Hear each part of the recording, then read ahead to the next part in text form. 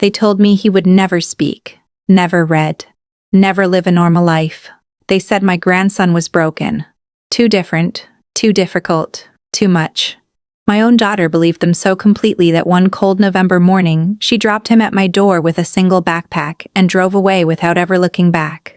He was 5 years old. He rocked in silence. He covered his ears at the sound of a refrigerator. And for 11 years, I raised him alone, while the world whispered that I was wasting my time on a child who would never amount to anything. They were wrong about all of it. By the age of 16, that little boy had built something so powerful that a security company paid him $3.2 million for it. His face was on the local news. His name was in every paper in the county. And exactly 14 days after that story aired, my doorbell rang. I opened the door and my knees almost gave out. Standing on my porch was the daughter I had not seen in over a decade. Beside her stood a man in a dark suit holding a leather briefcase full of documents. Custody papers. Financial guardianship claims. Visit logs going back years. Bank records showing money she had supposedly sent. All of it stamped, signed, notarized, and completely fake. But they looked real. So real that our own lawyer sat at my kitchen table 3 days later, looked me in the eyes, and told me the truth no grandmother ever wants to hear. Without hard proof that these documents were forged, we were going to lose. I broke down right there in front of my grandson. I cried until my chest hurt. I begged him to say something, to react, to be afraid with me. But he just sat there, silent, calm, watching. And when the judge finally called us into that courtroom weeks later, and my daughter took the stand and lied through her teeth, about 11 years she was never present for, I leaned over to my grandson and I whispered, "We have to stop her." He turned his head slightly. He looked at me with those quiet, steady eyes, and he whispered back 4 words that I will never forget for as long as I live. "Let her keep talking." I stared at him. We were about to lose everything, our home, his money, his future. And he wanted her to keep lying. I had no idea what he was about to do. No idea what he had been building in that bedroom for 7 long years while I thought he was just healing. No idea that the little boy the world had written off was about to walk to the front of that courtroom carrying a laptop that would change everything. My name is Vivian. I am 68 years old. And this is the story of how the grandson everyone underestimated saved us both. Before I go any further, tell me in the comments right now where you are watching from. I read every single one of them, and I want to know who is sitting with me tonight as I tell this story. And if you believe that our best chapters can happen at any age, no matter what anyone has told you, hit that subscribe button and turn on the notification bell so you never miss a story like this one. Now, let me take you back to the very beginning. It was a Friday afternoon in November of 2010. The leaves had already fallen off the trees on my street. I remember because I had just finished raking them the day before. The doorbell rang at 3:17 in the afternoon. I know because I looked at the clock on the wall right as I opened the door. Rachel stood on my porch with Ethan and one small backpack. "Just for the weekend, Mom," she said. "I need a break, please." Ethan stood beside her, 5 years old. Staring at the porch floor, he rocked back and forth, heel to toe. His hands were pressed hard against his ears, even though nobody was making a sound. Rachel would not look at him. She would not look at me either. "Rachel, what is going on?" I started to say. "I will call you Sunday," she said, already turning away, already walking fast toward her car. She did not hug him. She did not kiss him goodbye. She did not even say his name. I stood in that doorway and watched her taillights shrink to 2 red dots at the end of my street and then disappear around the corner. Ethan kept rocking on the porch. The wind picked up. The leaves I had raked the day before started blowing across the yard again. I had taught elementary school for 35 years. I had a few autistic students mainstreamed into my classroom over the decades. Always with aides and specialists handling the hard parts. But standing there on my porch that afternoon with a grandson I had only seen a handful of times, I realized I knew almost nothing about actually living with autism. "Hey Ethan," I said softly, "do you want to come inside?" He did not look at me. He did not move. He just rocked. I picked up his backpack. It was light. Too light for a weekend. I opened the door wider and I waited. After what felt like a full minute, Ethan walked past me into the house, hands still pressed against his ears. The refrigerator hummed. He flinched hard. The heater clicked on. He pressed his hands tighter to his head. I closed the door behind him as quietly as I could. He was already in the living room by then, crouched in the corner by the bookshelf. "Are you hungry?" I asked. "Nothing. Are you thirsty?" He rocked faster. I went to the kitchen and I poured water into a yellow plastic cup I kept on the top shelf for the rare times he came to visit. Twice a year. Always short. I brought the cup back to him and I set it on the floor an arm's length away. He stopped rocking. He looked at the cup. Then he looked away and started rocking again. I did not know it yet, but that yellow cup was about to become the most important object in my entire house. That first night was worse than the arrival. I made chicken nuggets and fries because Rachel had told me once that was all he would eat. Ethan took one look at the plate and turned his whole body away. I tried pasta. No. I tried a peanut butter sandwich. He pushed it across the table so hard it almost fell off the edge. "What do you want to eat?" I asked him. He hummed a low sound in his throat and stared at the wall behind me. I gave him crackers. He ate 3. Bedtime was a disaster. I tried to help him brush his teeth and he screamed, not cried. Screamed, like I was hurting him. I stepped back and he stopped, but he was shaking. "Okay," I said. "Okay, you can skip it tonight." I put him in the guest room and I tucked the blanket around him the way I thought children liked. He threw it off. I tried again. He screamed. I finally left the blanket at the foot of the bed and I backed out of the room slowly. He did not sleep that night. I could hear him humming through the wall. That same low sound, over and over and over. I did not sleep either. Saturday morning, I called Rachel. No answer. I left a message. "Rachel, honey, please call me back. I need to know what he eats. I need to know his routines." She did not call. Saturday night, I called again. Sunday morning, I called again. Sunday morning, I called again. Nothing. 1 week became 2.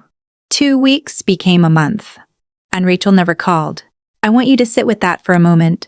Imagine being 5 years old, dropped at a stranger's house with a single backpack, and then waiting for a mother who never comes back to get you. Imagine being 68 years old alone and suddenly responsible for a grandchild whose world you do not understand. I took Ethan to the pediatrician. The doctor confirmed what I already suspected. "He is autistic," she told me. "Mrs. Cooper, has anyone talked to you about getting him evaluated?"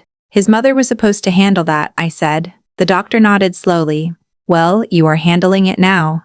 So, I did. I enrolled him in therapy. Speech. Occupational. Behavioral. I learned that he needed the same breakfast every single day. Scrambled eggs. Toast cut corner to corner. Nothing touching on the plate. I learned that the route to therapy had to be exactly the same or he would scream in the car. I learned not to touch him unless he initiated it. I got very good at watching instead of doing. 2 weeks after Ethan arrived, I found him in the living room at dawn. He was on the floor with a bin of toy cars I had bought him.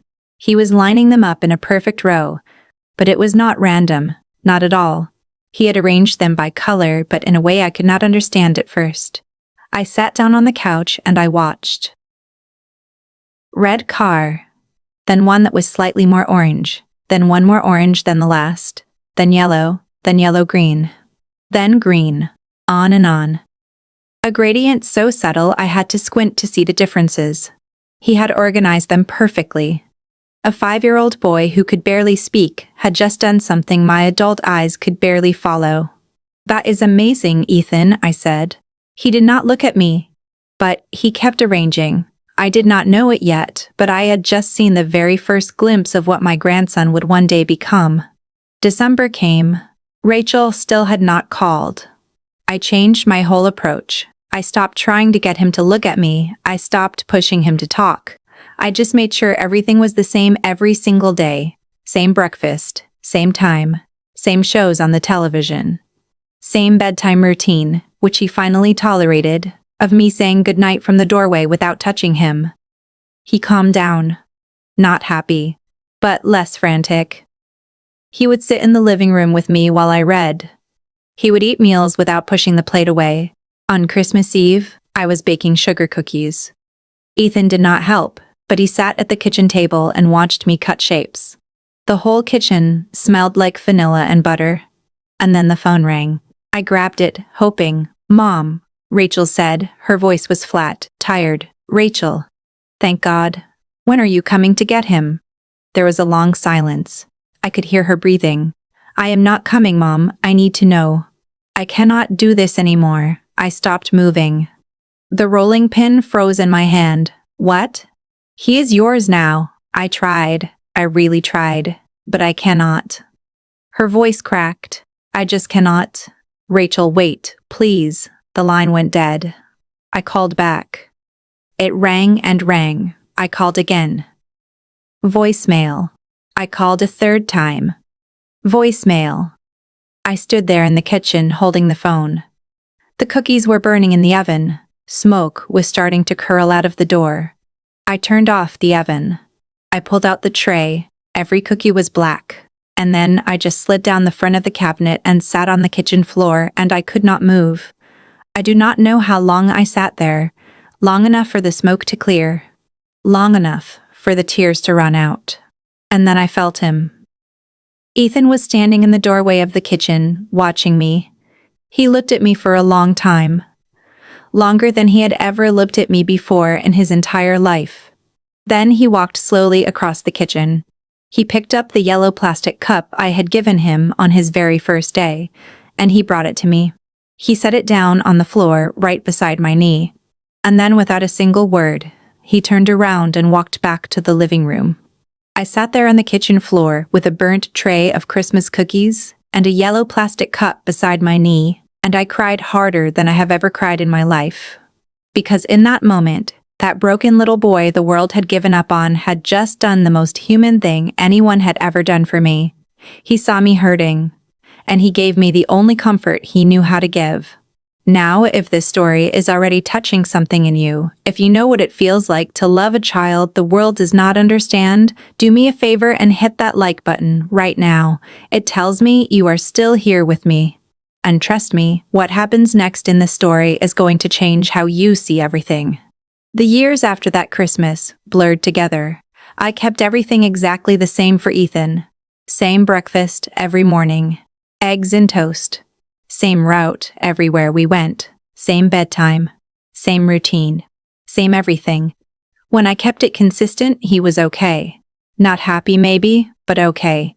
When he turned 6, he became obsessed with a set of magnetic letters I had bought him. He would arrange them on the refrigerator for hours. Not words, patterns, groups, sequences I could not understand. Then he started drawing symbols in little notebooks from the dollar store. Circles, lines, tick marks, tracking something only he understood. At therapy, I asked about it. "He makes these marks everywhere," I said. "Should I be worried?" Dr. Lynn shook her head. "He is tracking his world," she said. "It helps him feel secure. Let him do it." So I did.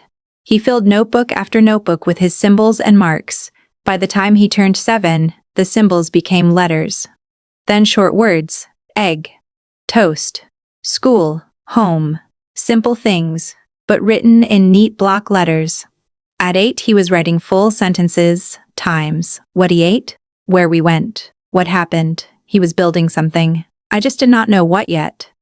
Then one morning in the spring when he was 8 years old, I was making breakfast. Eggs and toast, same as always. Ethan was sitting at the table with his notebook. And out of nowhere, he asked the question that stopped my heart.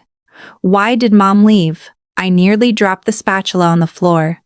I turned around slowly. Ethan was looking at his notebook, not at me. But he had spoken. 3 years of mostly silence. Then, single words. And now this, a full sentence. A question. The question. The question. I sat down across from him. My hands were shaking. She said she could not handle it, I told him. He nodded once. He wrote something in his notebook. Then he went back to staring at the page. I got up. I finished making breakfast. I put his plate in front of him. And then I went to the bathroom and I cried where he could not hear me, because he had spoken. And he had asked the question I did not know how to answer, but I had told him the truth. That was all I could do. The truth. And eggs and toast every morning, and the same yellow cup. That was what I had to give him. And I prayed to God it would be enough. A year after Ethan first spoke to me, the school called with a problem. It was September of 2014. Ethan was 9, starting the 4th grade. I thought we had moved past the hardest parts. He was talking in full sentences now, eating in the cafeteria without meltdowns, even raising his hand in class sometimes. Progress. And then Principal Andrews wanted to move him. Mrs. Cooper, we need to discuss Ethan's placement, he said over the phone. My stomach dropped. What is the problem? I asked. Ethan would be better served in our special needs classroom. The other students are moving at a different pace. I gripped the phone so hard my knuckles went white. Ethan keeps up with the work. It is not about academics. It is about behavior. He does not participate in group activities. He will not make eye contact during circle time. Yesterday, he covered his ears during music class because it was loud. He has sensory issues, I said. Mrs. Cooper, we have a program designed for children like Ethan. It would be less stressful for everyone. Less stressful for the teacher, he meant. I want an IEP meeting, I told him. I spent 3 days preparing. I printed every report card, every therapy progress note, every piece of documentation I'd kept in folders. Ethan's reading was above grade level. His math was 2 years ahead. His handwriting was careful and neat. The problem was never that he could not learn. The problem was that he learned differently. The meeting was on a Friday afternoon in a conference room at the school. 2 bright fluorescent lights humming overhead. Principal Andrews at the head of the table. Mrs. Brennan next to him. The school psychologist, the special education coordinator, all of them with their folders. I had one folder, but it was thick. Ethan is a sweet boy, Mrs. Brennan said in that soft, sympathetic voice, but he struggles socially. During group work, he sits alone. Does he do the work? I asked. Yes, but education is not just about worksheets. He is autistic, I said. Communication is harder for him, but he is trying. Then Miss Pierce leaned forward with her folder. Our resource room offers a smaller setting, fewer distractions, students who understand his challenges. You mean students who cannot keep up, I said. That is not Ethan.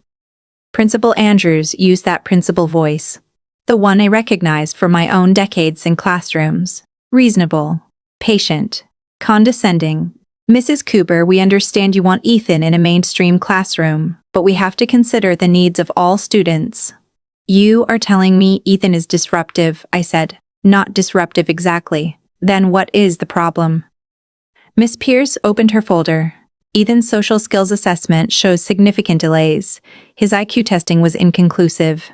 He refused to finish several sections because they were timed, and that made him anxious. His therapist documented that, which brings us back to our point, Principal Andrews said. Ethan needs support we cannot provide in a regular classroom. That was when I opened my folder. I pulled out the first document. This is Ethan's reading comprehension test from last month. 97%. 7th grade level. I slid it across the table. Next document. Math assessment. 100%. 5th grade material. I kept pulling papers. I kept stacking them in front of Principal Andrews. Therapy notes. Progress notes. Emotional regulation charts. Sensory tolerance improvements. He has come further in 4 years than anyone predicted, I said. Not because he was in a special room with low expectations, because people believed he could do more. Mrs. Brennan looked uncomfortable. It is not about expectations. Yes, it is, I said. You want him somewhere else because he makes you uncomfortable. Because he does not perform normal the way you want normal to look. The room went dead silent. Principal Andrews cleared his throat. Mrs. Cooper, I understand you are frustrated. Under IDEA, Ethan has the right to the least restrictive environment. That means a mainstream classroom with appropriate supports. Not segregation because he is different. I should not have used the word segregation. But I was tired of being polite. Then provide the supports in his current classroom, I said. Noise-canceling headphones for music. Extra time for transitions. A quiet space if he gets overwhelmed. That is accommodation. Not removal. They looked at each other. Principal Andrews sighed. We will draft an IEP with those accommodations, but if Ethan continues to struggle, he will not, I said. I did not actually know that. But I knew that giving up on him was never going to be the answer. That evening, I spread all the meeting notes across the kitchen table. I started organizing them into a 3-ring binder. Color-coded tabs. Medical. Educational. Therapy. Legal. Ethan came in from the living room. His yellow cup sat on the counter where he always left it. He stood watching me work. What are you doing? He asked. Making sure the school cannot forget what you can do. He moved closer. He looked at the papers. Can I help? Sure. We worked together for an hour. I showed him how I was organizing everything. He studied my system. Then he pointed to the therapy tab. These should be sorted by date, then by type. Speech separate from occupational, separate from behavioral. He was right. Show me, I said. He rearranged the entire section in 10 minutes. He created a system I would not have thought of. Logical. Clean. Perfect. I watched him work. His hands moving fast, completely focused. He understood organization on a level I would never reach. Pattern and structure and order came naturally to him the way breathing came to everyone else. That is really good, Ethan, I said when he finished. He did not smile. But I could tell he was pleased. I thought I was raising a child. I did not realize I was raising a system builder, and I definitely did not realize what he was going to use that system for. When Ethan turned 10, his speech therapist suggested a tablet for communication support. Something to type on when speaking felt too hard.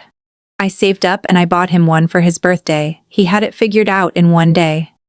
Within a week, he had downloaded a scanning app. He started photographing every single page of his notebooks, creating digital copies of everything he had ever written. Why are you doing that? I asked. So I do not lose it, he said, not looking up from the screen. He started noticing patterns everywhere that year. We would be driving and he would say the traffic light on 4th Street is mistimed. It stays red 45 seconds longer than the others. At the grocery store, he would look at the receipt and point out a pricing error. The apples were marked wrong. 3 cents higher than the shelf tag. He was right every single time. Once at a parent-teacher conference that fall, Principal Andrews smiled at me while explaining Ethan's progress, but his eyes stayed flat. Cold. In the car afterward, Ethan said, "He does not like me." "What, honey? No, he was being nice." "His face moved wrong," Ethan said. The smile did not match. He was pretending. I glanced at him in the rearview mirror. He was staring out the window. Expression blank. "What do you mean?" I asked. When people really smile, the muscles around their eyes contract. His did not. I drove the rest of the way home in complete silence. Ethan was 10 years old, and he could read faces better than I ever could. By the time he turned 11 and started 5th grade, I thought we had finally found our rhythm. Then Mrs. Hang called me at work one afternoon. "Mrs. Cooper, Ethan disrupted class today." My stomach dropped. What happened? I was teaching long division. Ethan stood up and corrected me in front of everyone. Was he right? There was a pause.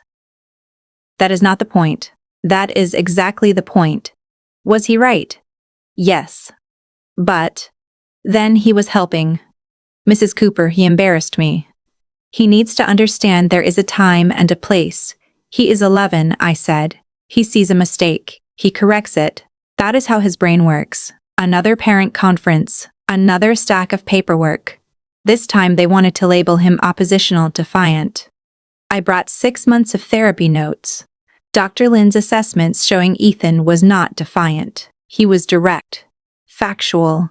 He did not understand social hierarchies that said adults were always right even when they were wrong. "He is not being disrespectful," I told the school psychologist. "He is being honest. There is a difference." They dropped it. Barely. That night, Ethan asked me a question over dinner that I still think about. Why do they want me to be different? I set down my fork. What do you mean? The teachers, the other kids. Everyone wants me to act like I am not me. I did not have a good answer. Not really, because they are scared of people who see more than they do, I said finally. He thought about it.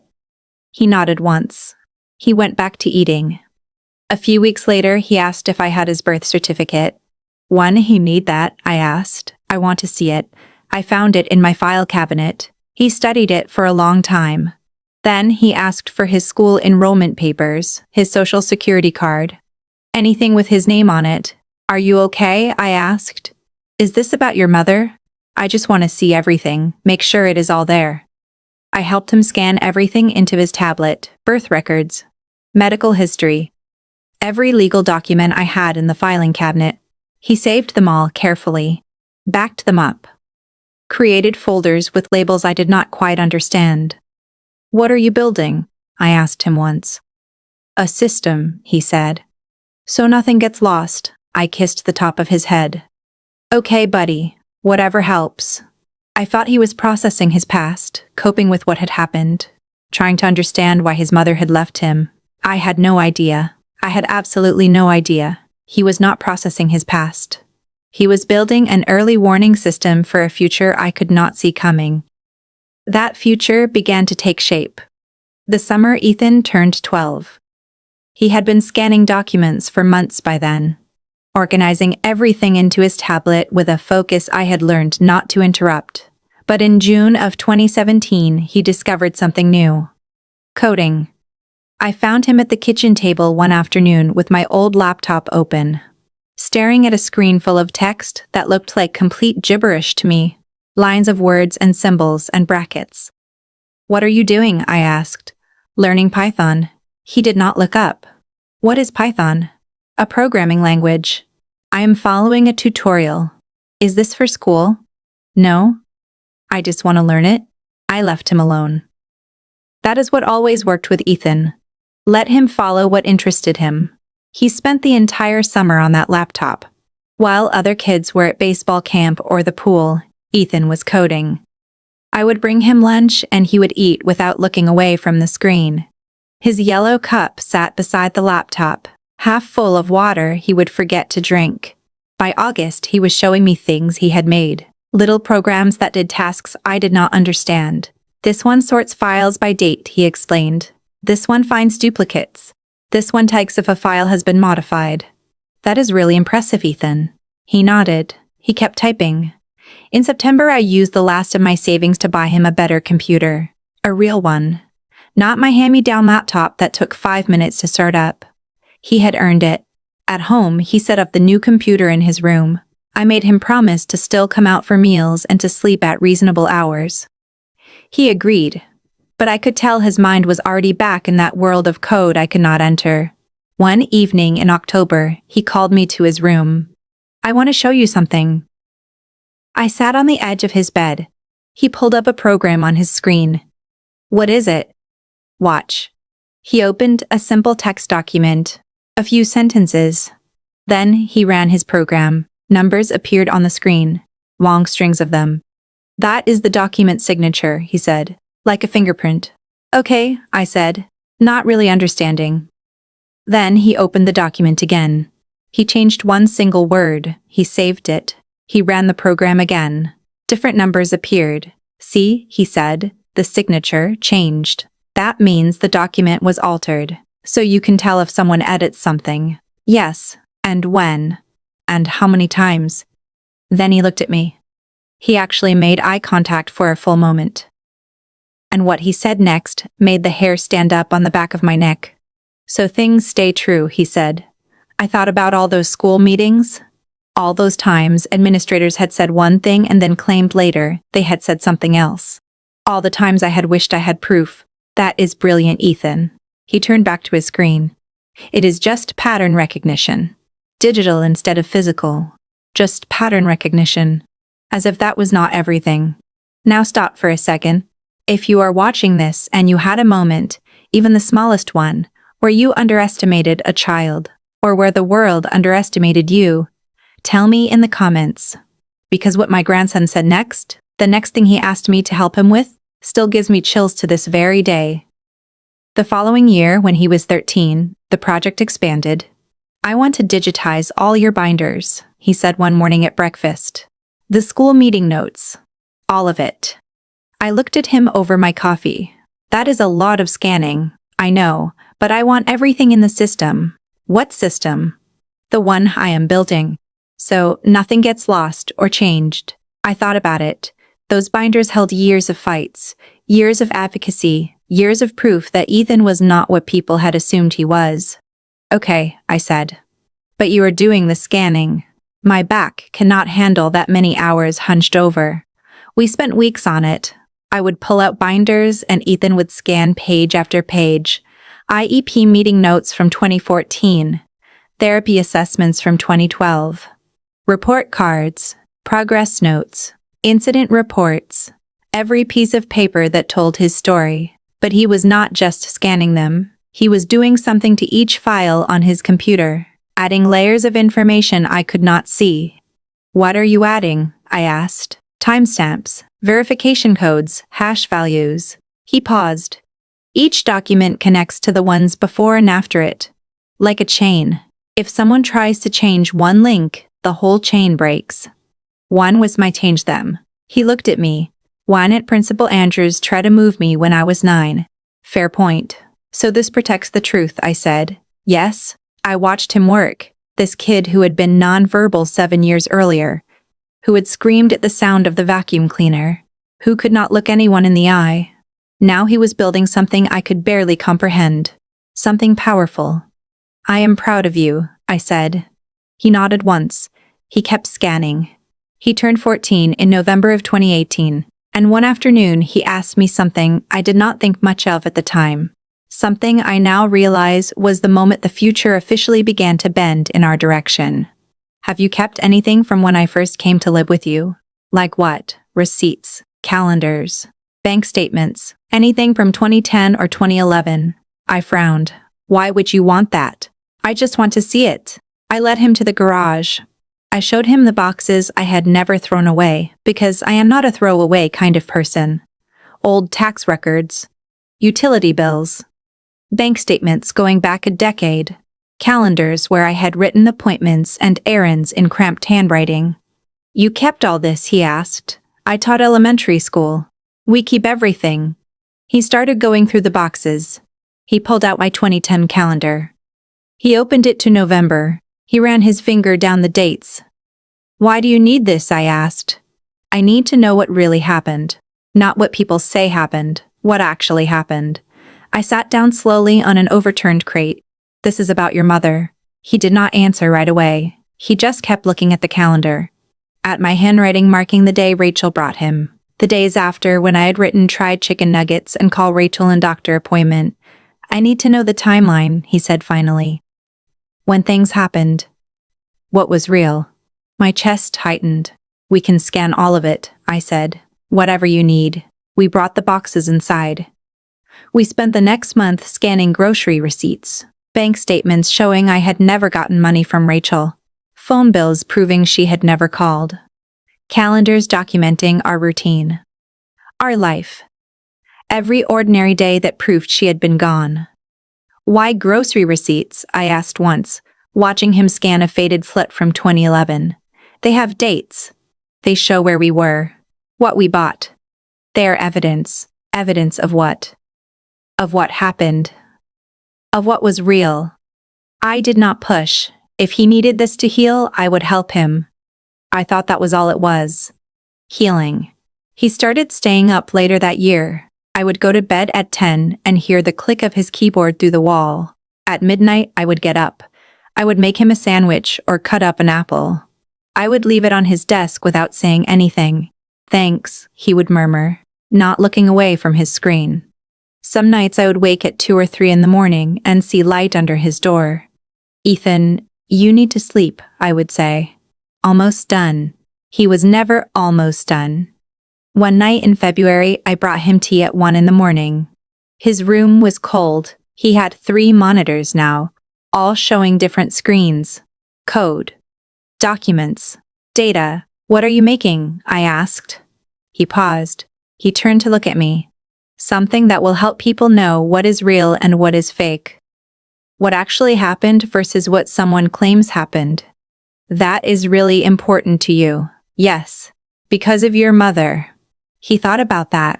Because people lie, and sometimes you need proof. I kissed the top of his head. His hair needed cutting. Do not stay up all night, I said. I will not. He did anyway. I would find him asleep at his desk some mornings. Head on his arms, monitors still glowing.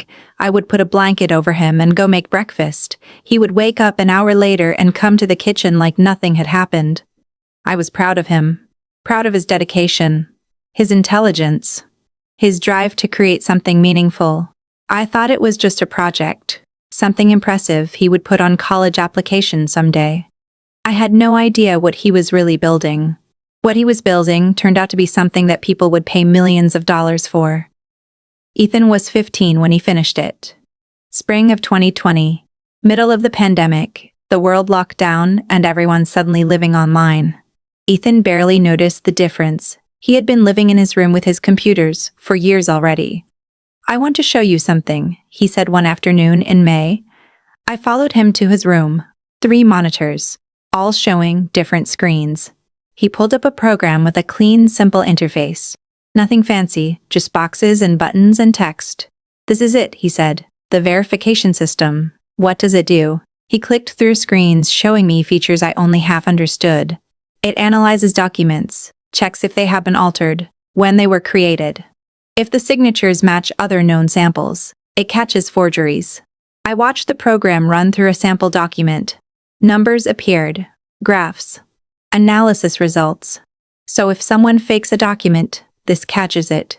Yes, the metadata. The digital fingerprints, the patterns. It sees what people cannot. That is incredible, Ethan. He nodded. I am going to sell it. To who? Security companies. Fraud prevention. Anyone who needs to verify documents are real. He said it so matter-of-factly, like it was obvious. My 15-year-old grandson was going to sell software to companies.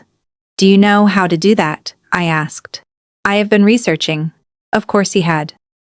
He started reaching out to companies that month. He sent emails with professional language I helped him polish, though his direct way of writing was clearer than most business communication I had ever seen. The first sale came in June. A small security firm bought a license for $20,000.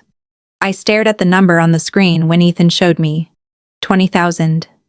It is less than it should be, he said. But it is a proof of concept. Now I have a client. He was right. Once word got out that his system worked, other companies wanted demos. Ethan took conference calls in his room. That same calm voice he used with me, explaining technical concepts without dumbing them down. I would listen from the hallway. Sometimes he would say things like the algorithm compares hash values across multiple verification layers, and somehow the business people on the other end understood him, or pretended to.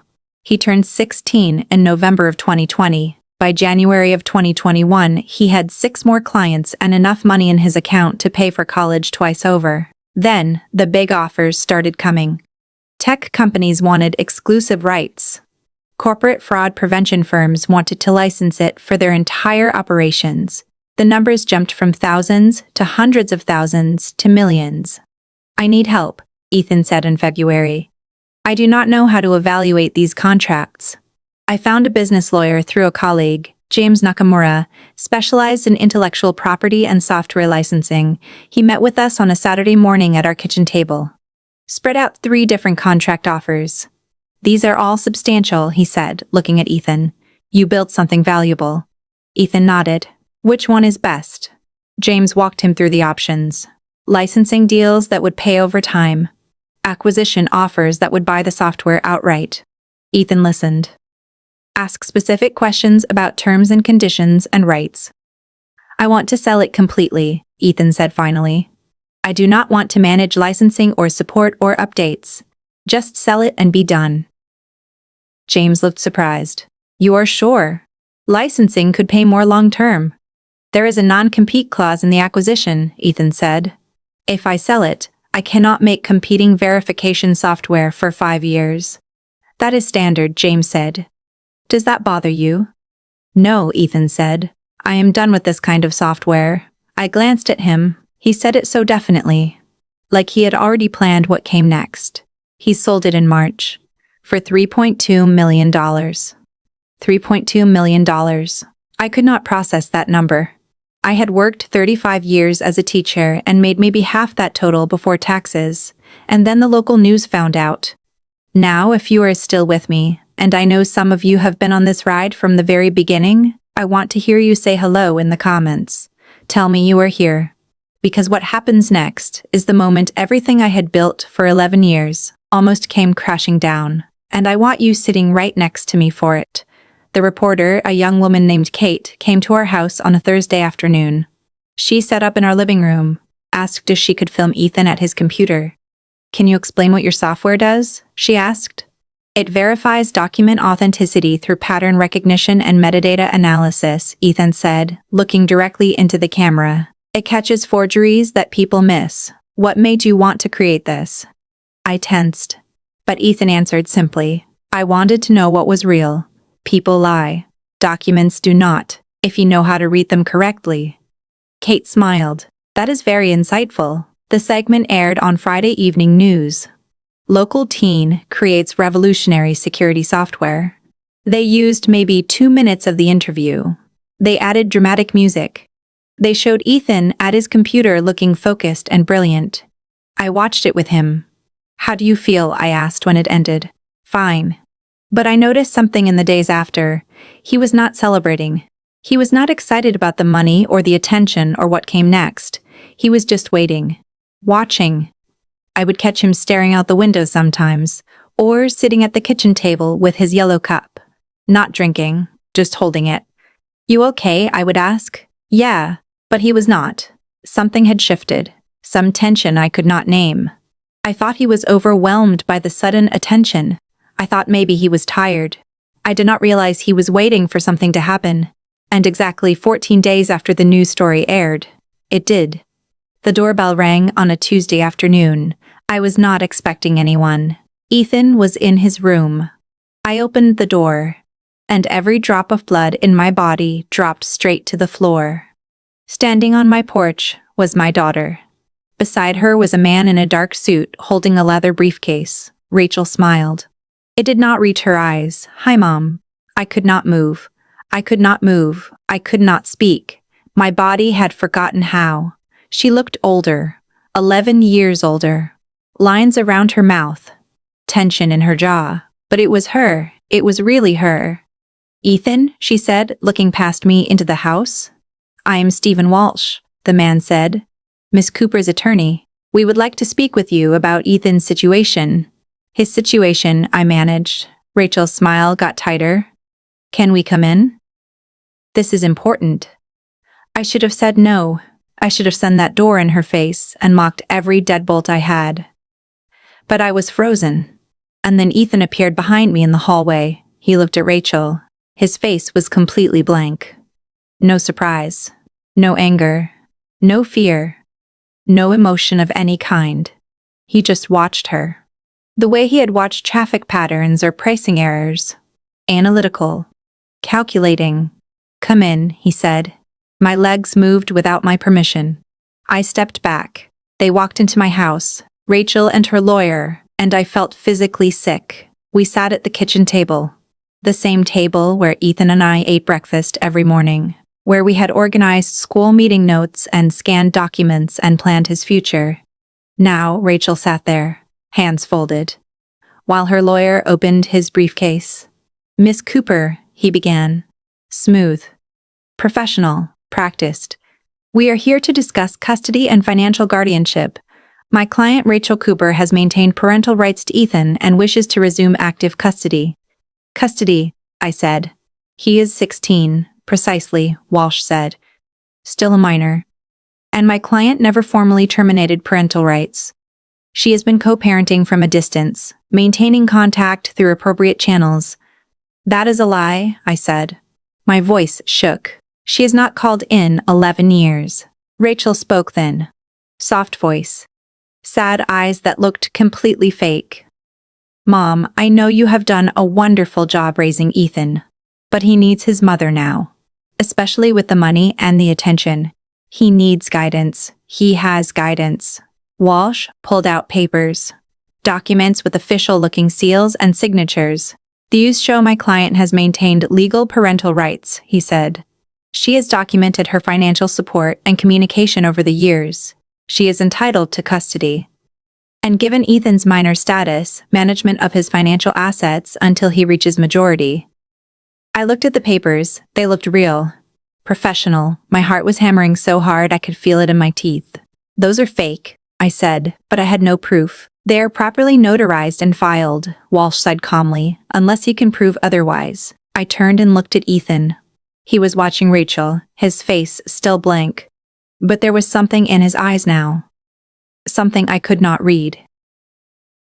Ethan, I said quietly, what do we do? He looked at me for exactly 1 second. Then he looked back at Rachel. We should get a lawyer, he said. Getting a lawyer turned out to be easier than using one. I found Linda Reyes through a referral. Family law attorney with 20 years of experience. She met with us 3 days after Rachel showed up. Came to our house because I could not face going to an office. I brought every binder I had. Years of school records, therapy notes, medical appointments. Every piece of paper proving I had raised Ethan. My hands shook the entire time I carried them to the kitchen table. Ethan sat quietly in the chair beside me. Watching. Always watching. Linda spread Rachel's documents across the table, the ones Walsh had presented.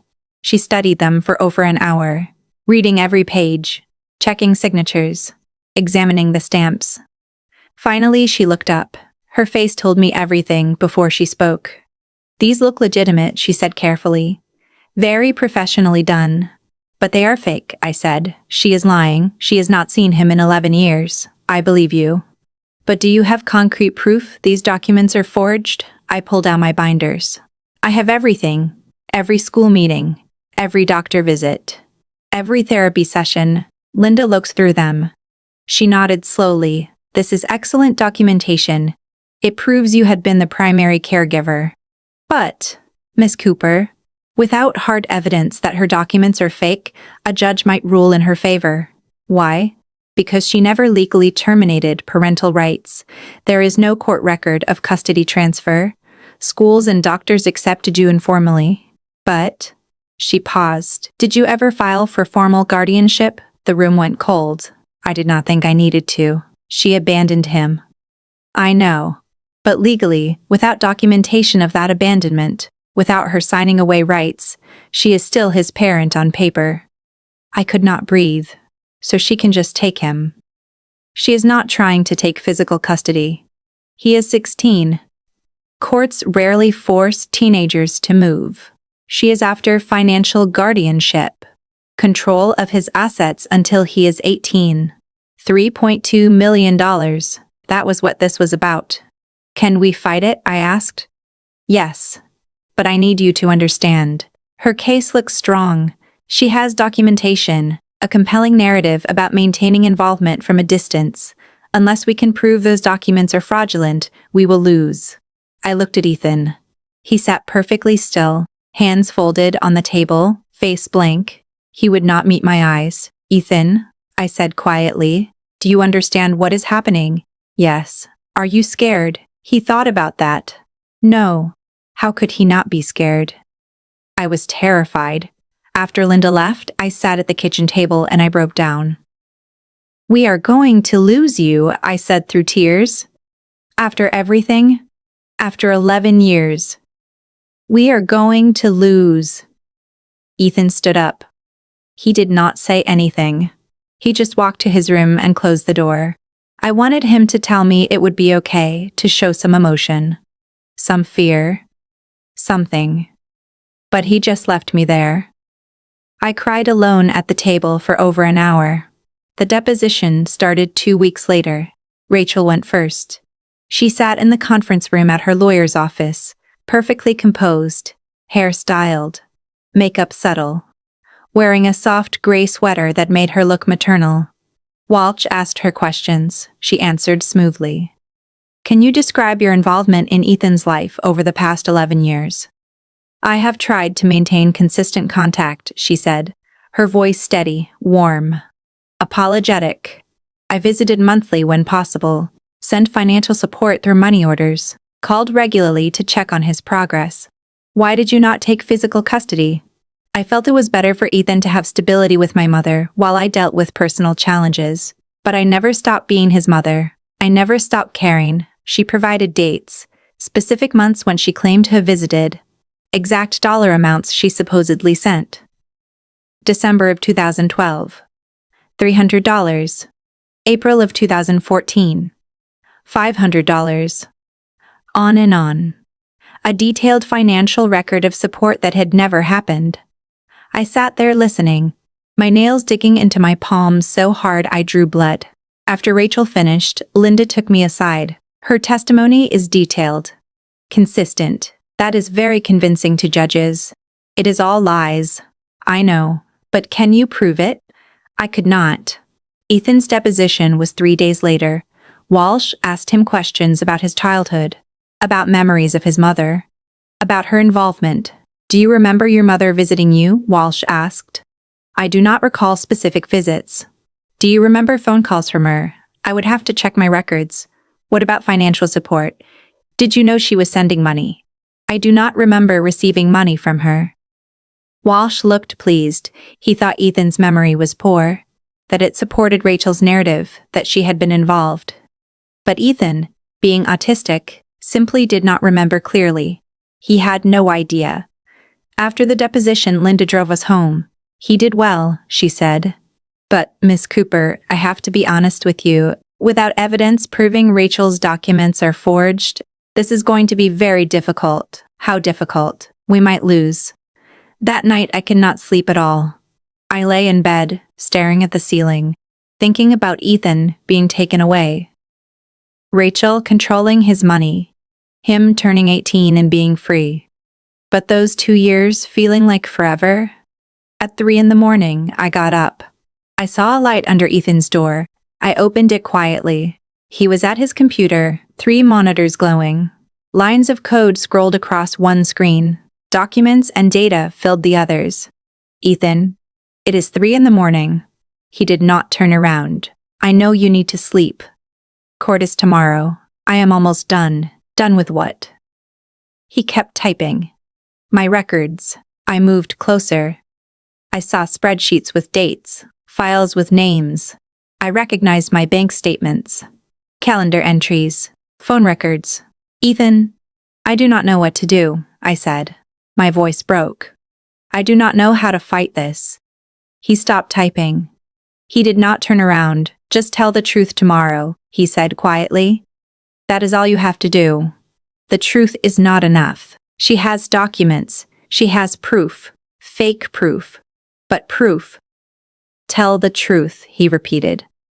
I wanted to shake him, to make him understand how serious this was. But he just sat there, calm, focused. Like losing me did not matter. I went back to bed. I did not sleep. I just lay there in the dark, terrified. Ethan stayed at his computer all night. I heard the keyboard clicking until dawn. I heard the keyboard clicking until dawn. I had no idea what he was doing.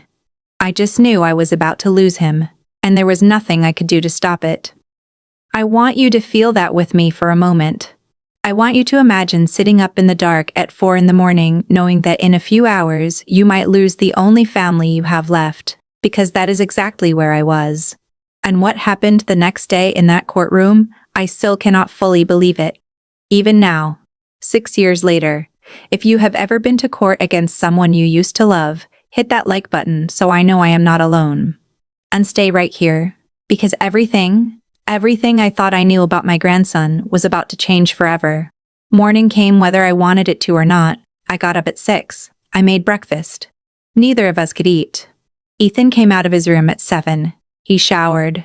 He dressed in the button-down shirt we had bought for court. He looked older than 16. Tired. But calm. You ready? I asked. Yes. We drove to the courthouse in complete silence. My hands shook on the steering wheel. Ethan stared out the window. Linda met us on the steps. Remember, stay calm. Let me do the talking. Ethan, answer questions directly. Do not volunteer information. Ethan nodded. The courtroom was smaller than I expected. Wood paneling, fluorescent lights, that smell of old paper and floor polish. Judge Harrison sat at the bench, a woman in her 50s with sharp eyes and gray hair pulled back tight. Rachel sat at the front table with Walsh. She had dressed carefully. Soft colors. Minimal jewelry. Hair loose, she looked like a concerned mother. We sat at our table, Linda on one side of me, Ethan on the other. All rise, the bailiff said. The hearing began. Walsh stood. He presented his case smoothly. Rachel Cooper, devoted mother, maintained consistent involvement despite personal challenges. Documentary evidence of parental rights never terminated. Financial support provided. Regular contact maintained. He laid out the documents on the evidence table, the custody papers, the co-parenting agreements, the financial records, all fake, all convincing. Judge Harrison reviewed them carefully. She took her time. Then she looked at Rachel. Miss Cooper, can you describe your involvement in Ethan's life over the past 11 years? Rachel's voice was steady, warm. I tried to stay connected as much as possible, Your Honor. I visited when I could. I sent money to help with his care. I called regularly to check on his progress. Why did you not maintain physical custody? I felt it was better for Ethan to have stability with my mother while I addressed personal issues. But I never abandoned him. I never stopped being his mother. She said it with such conviction, such sincerity. I wanted to scream. The judge asked more questions. Rachel answered all of them. December of 2013, she visited for Ethan's birthday.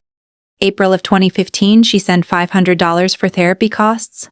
May of 2017, she called to discuss his progress in school.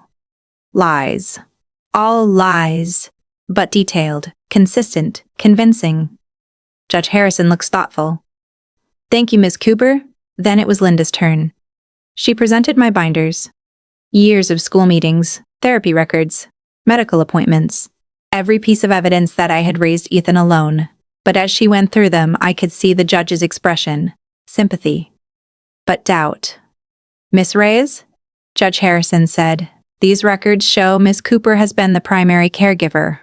But I do not see formal guardianship documentation. No court order transferring custody, no legal termination of parental rights. My chest tightened. Your Honor, Linda said carefully.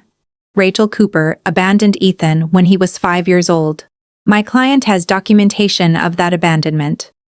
But without Miss Rachel Cooper's signature on custody termination papers, without legal documentation, her parental rights remain intact. The judge looked at me, not unkindly. Ms. Cooper, I understand you have done excellent work raising your grandson. But legally, without proof that his mother abandoned her parental rights, her claim has standing. The room tilted. Rachel looked at Walsh. She smiled slightly. She thought she had won. My heart was pounding so hard I could not breathe. I looked at Ethan beside me, desperate for something, anything. His face was completely blank, unreadable. I leaned close. I whispered, she is lying. We have to stop her. He turned his head slightly. He whispered back, let her talk, Kay. What her talk? What? Let her say everything she wants to say. I did not understand. We were losing. And he wanted Rachel to keep talking. Judge Harrison looked at Ethan. Young man, do you wish to speak? There was a long pause. My grandson sat perfectly still. And then he stood up. Yes, Your Honor, he said. I have evidence. My heart stopped. What evidence? I had given Linda everything I had. Approach, Judge Harrison said. Ethan picked up a bag I had not noticed him carrying. He walked to the witness stand, calm, steady, like he had done this 100 times. He pulled out a laptop. May I connect this to the display, Your Honor? Judge Harrison looked surprised. What are you presenting? Verification of document authenticity and timeline evidence, he said clearly, directly, the way he always did. I built a system that proves whether documents are real or forged. Walsh stood immediately. Your Honor, this is highly irregular. We were not informed of this evidence. Your client presented fraudulent documents 6 weeks ago, Ethan said, looking directly at Walsh. I am presenting analysis of those documents now. Judge Harrison studied Ethan. Proceed. But this had better be relevant. Ethan connected his laptop. The courtroom display lit up. He pulled up Rachel's custody documents first. The ones Walsh had presented. They appeared on the screen. Official looking. Stamps. Signatures. These documents claim to be from 2011 through 2020, Ethan said. But the digital metadata shows they were created 6 weeks ago, right after the news story about my sale aired. He clicked through screens showing creation dates, file properties, editing history, all time-stamped, all recent. Walsh objected. Metadata can be manipulated. Not in this case, Ethan said calmly. He pulled up my copy of his birth certificate. Rachel's signature from 2005. Then he ran a program that analyzed the signatures on the custody documents. Numbers appeared. Comparisons. Statistical analysis. The pressure patterns do not match. The letter formation is inconsistent. The spacing and slant are different. These signatures were forged. Judge Harrison leaned forward. How do you know this? I built a verification system. It analyzes documents for authenticity. It is what I sold last month. You are 16, the judge said. Yes, she blinked. Continue. Ethan pulled up a new screen, a timeline. These are my records. I have been documenting my life since I was 9 years old. He showed spreadsheets, scanned documents, photographs, all time-stamped, all verified. Miss Cooper claims she visited in December of 2013. Here's my grandmother's calendar from that month showing our schedule. Here are photos from that week with timestamps. Here is my therapy session note from December 9th. Therapist confirmed, no mother present. Here is the school attendance record showing I was present every day that month. He clicked through more screens. December of 2013. Rachel was not there. Miss Cooper claims she sent money orders. Here are 7 years of my grandmother's complete bank records. No deposits from Rachel Cooper. Not $1. Bank statements appeared on screen. Every transaction highlighted. Every source documented. Nothing from Rachel. Miss Cooper claims she called regularly. Here are phone company records from 2010 to present. 0 calls from her number after December 24th of 2010. Phone records. Years of them. Rachel's number, nowhere. April of 2015. She claims she sent $500 for therapy. Here is the bank statement showing no such deposit. Here is my grandmother's calendar showing she paid out of pocket. Here is the receipt. Every single claim Rachel had made.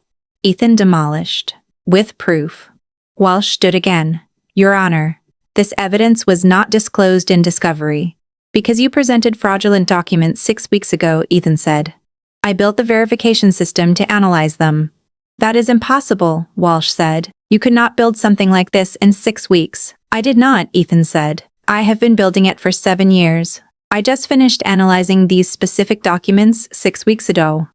Judge Harrison stared at him. You have been documenting your life for 7 years. Yes, Your Honor. Every calendar entry my grandmother made, every receipt she kept, every therapy session, every school meeting, every bank transaction. Everything is timestamped, cross-referenced, and verified. The system makes it impossible to alter retroactively. He pulled up more screens. He showed the judge how it worked, how each document connected to others, how the verification codes proved nothing had been changed.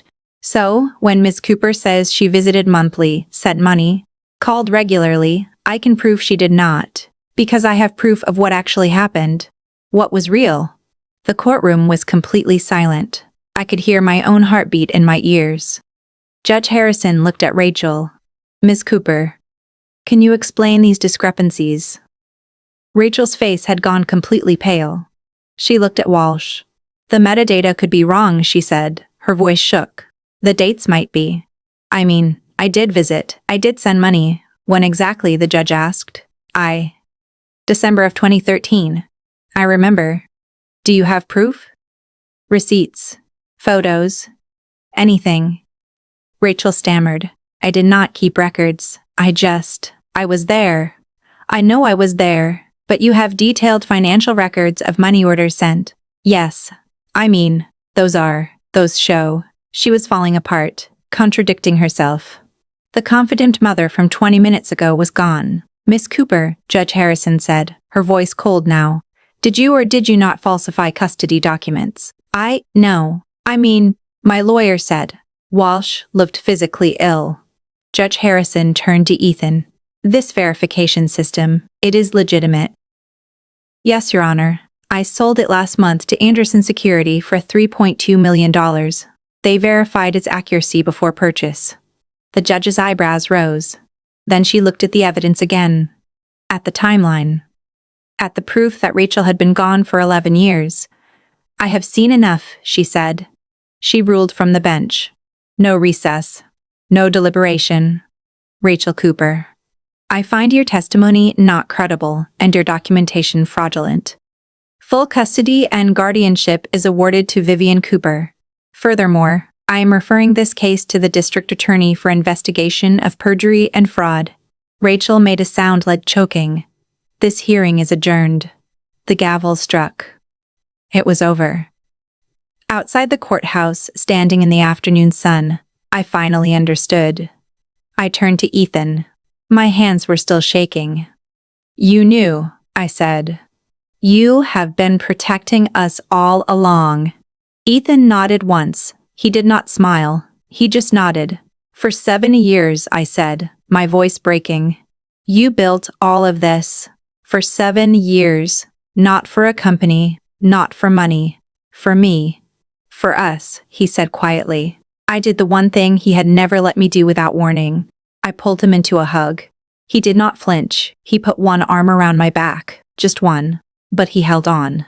And I stood there on the steps of that courthouse, crying into my 16-year-old grandson's shoulder, the one everyone said would never succeed, the one his own mother had thrown away, the one the world had underestimated at every turn. He had saved me. He had saved us. 6 months later, everything looked different. Ethan could not work in data security anymore. The non-compete clause from selling his verification system was clear, so he started a new company. Software testing and quality assurance. I am hiring people like me, he said over breakfast one morning. Autistic people. We see patterns others miss. His first hire was Stephen. I recognized the name immediately. Stephen had been my student 20 years ago. I had fought the school board for him in 4th grade. They said he would never hold a job. Now he was Ethan's lead quality tester, then Marcus, then Lily. More of my former students. Kids people had given up on. I visited Ethan's office one afternoon. Small space, 6 desks, everyone wearing headphones, quiet, focused. Stephen saw me. He took off his headphones. Miss Cooper, you told the principal I was not broken. Just different. His voice cracked. Ethan says the same thing. I could not speak. I just nodded. Rachel got 2 years probation and 500 hours of community service at an autism resource center. 3 months into her sentence, I was dropping off donated supplies and I saw her. She was on the floor reading to nonverbal children. She looked up. She saw me. We both froze. She looked exhausted, humbled. Nothing like the woman who had shown up on my porch with a lawyer. The center director told me, not knowing who I was. That volunteer comes in extra hours, says she is learning what she should have learned years ago. I did not speak to Rachel, I just watched her for a moment. Then I left. Some things do not need words. On a Tuesday evening, a few weeks later, I brought dinner to Ethan's apartment. Like I always did. His yellow cup sat on the counter. Chipped now, but still his favorite, still there, after all these years. We ate at his small table, quiet, comfortable. I started clearing plates. Ethan put his phone down. Vivian. I turned around. He was looking at his hands. I know what you gave up for me. I sat back down slowly. I waited. Your friends stopped calling. You stopped going places. I heard you on the phone once. Turning down a trip because you could not leave me. Ethan, you could have sent me away. Like she did. The school suggested it more than once. I know. You did not. My throat closed up so tight I could barely breathe. You are my grandson. I know. He looked up at me, and for the first time in his entire life, he held my gaze. Really held it. But you chose it. Every day. Even when I could not say thank you. Even when I could not look at you. Even when I could not eat what you cooked. You chose me. Silence. Just the hum of his refrigerator. It mattered, he said quietly. I reached across the table. I put my hand near his. Not touching, but close. The way he had taught me to love him. The way I had learned. You were worth every single day, I said. He nodded once. I know that now. Then he did something I never thought he would do. He reached out, and he put his hand on top of mine. He held it there. And I broke every year of silence, every scream over toothbrushing, every meltdown in a grocery store, every school meeting where they told me he was hopeless. Every night I sat awake wondering if I was ruining his life. Every Christmas Eve on a kitchen floor with a burnt cookie tray and a yellow plastic cup. All of it, all of it, all of it had led to this hand. On mine. In his kitchen. You were never too much, I whispered. You were never too different. You were never too difficult. You were always, always, enough. He did not say anything. He just held my hand tighter. We sat there for a long time. Then I got up. I finished the dishes while he opened his laptop. Same routine. Same comfortable silence. But something important had been said. Something that could never be taken back. I kissed the top of his head on my way out. He did not flinch. See you Tuesday, I said. Tuesday, he confirmed. I drove home through streets I had driven 1,000 times before. Same route, same turns, the way Ethan liked things. The way I had learned to like things too. At the red light on 4th Street, the one he had told me was mistimed by 45 seconds when he was 9 years old. My phone buzzed. A text from Ethan. 2 words. Thank you. That is all. Thank you. I sat at that red light and I cried until it turned green. And I smiled the whole rest of the way home. So that is my story. 11 years of a little boy no one believed in. 11 years of eggs and toast every morning. 11 years of a yellow plastic cup on a kitchen counter. 11 years of choosing him. And him. Finally, choosing me back. If you cried with me tonight. If you laughed with me. If any part of this story touched something inside of you. Something you thought was buried. Something you thought no one else would ever understand. Do me one favor before you go. Hit that like button. It is free. It only takes 1 second. But it tells the world that stories like ours matter. That grandmothers matter. That autistic children matter. That the people the world writes off are the ones who end up saving us in the end.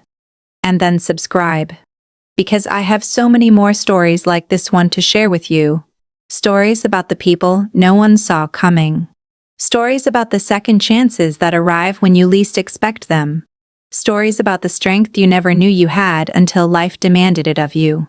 And then, in the comments right now, I want you to answer one question for me. If you had been in my shoes, if your own daughter had abandoned your grandchild on your doorstep, and then come back 11 years later trying to take everything he had built, could you forgive her? I want to know. Because every single one of you sitting here with me tonight has a story of your own, and somewhere out there is another grandmother, another grandfather, another aunt or uncle or neighbor, raising a child no one else believed in, wondering if they are strong enough, wondering if it will ever be worth it. I promise you, it is. They are. You are. You are. Never let anyone tell you your best chapters are behind you.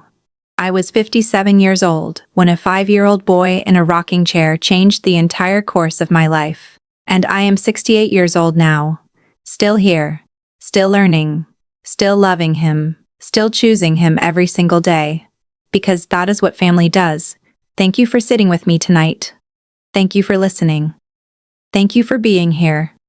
I will see you in the next story.